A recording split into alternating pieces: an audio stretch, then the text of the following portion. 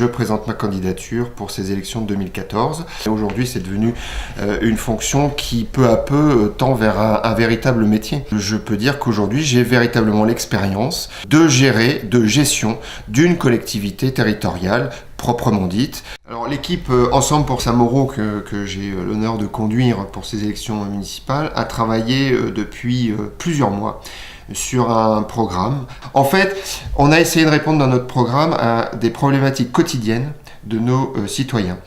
Aujourd'hui, nous avons un agent de police dans chaque village. Un agent de police, tout seul, qu'est-ce qu'il peut faire? C'est la raison pour laquelle je proposerai lors de cette campagne la création d'une police intercommunale. Améliorer le restaurant scolaire. Nous mettrons en place un service de réservation de l'ensemble des services, un service donc de réservation en ligne. Eh bien, on nous le demande depuis longtemps et nous allons le faire. C'est un lieu d'accueil pour l'ensemble des assistantes maternelles. Mais sachez que l'équipe Ensemble pour Saint-Mauro a bien l'intention de développer tout ce secteur jeunesse et pré-ado.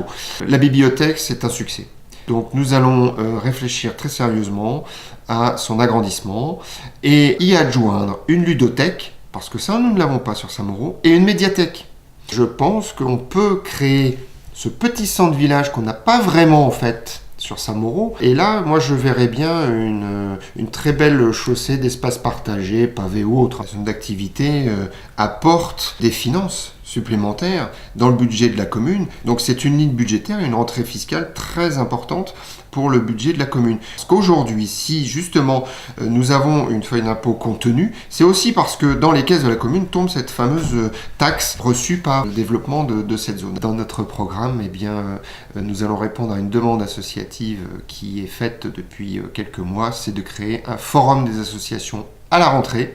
Le diagnostic de notre PLU a mis en évidence quelque chose de très important et qui pour moi peut même paraître inquiétant, c'est que notre population vieillit. Le PLU fait en sorte que nous puissions avoir à l'horizon 2030 une population tout à fait correcte que nos équipements pourront absorber. En sauvant nos écoles, c'est ça le but, je le rappelle. La philosophie de ces deux zones, Chemin des Sables et au bout de la rue de Montmélian, c'est de permettre aux primo-accédants d'arriver sur Saint-Mauro. Des petites zones pavillonnaires, seulement avec des plus petits terrains, de façon à baisser le prix de l'immobilier sur Saint-Mauro et pouvoir permettre à ces jeunes familles de venir s'installer chez nous. La seconde problématique, c'est justement le vieillissement de notre population. C'est pourquoi, sur une zone, nous avons prévu un équipement de maison de seniors, une maison de service. L'intérêt de ce PLU, c'est que justement sur le zonage au bout de la rue de Montmélian, eh bien, nous avons voulu absolument, et ça je l'ai porté personnellement, faire de l'intergénérationnel. Eh bien, nous aurons ces deux équipements, maison de seniors et petite maison pour les primo-accédants, sur le même secteur. Et effectivement, ce collège, nous l'attendons, j'ai envie de dire, depuis 25 ou 30 ans. Bien, ben cette fois-ci, il va arriver, c'est sûr. Alors moi, la date que j'ai, c'est la rentrée 2017. Ce que je peux vous dire, c'est qu'aujourd'hui, le dossier des voies douces, liaisons douces qui vont aller au collège est ficelé, subventionné, financé. Ces voies douces partiront de la maison des associations de Saint-Mauro, de la gare d'Hérissi pour rejoindre la passerelle. Et, je tiens à le dire, nous les avons imaginées pour la plus grande sécurité de nos enfants.